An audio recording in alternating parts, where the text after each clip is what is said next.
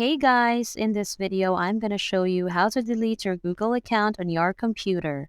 So let's get into it. First of all, open Google Chrome. Now click on the user profile icon in the top right corner of the Chrome browser. Then click on Manage your Google account. Click on Data and Privacy. Scroll down and click on More options. Click on Delete your Google account. Google will prompt you to verify your email address by entering your password. Google will then provide the terms of account deletion. Click the two boxes verifying that you read them and click on Delete Account.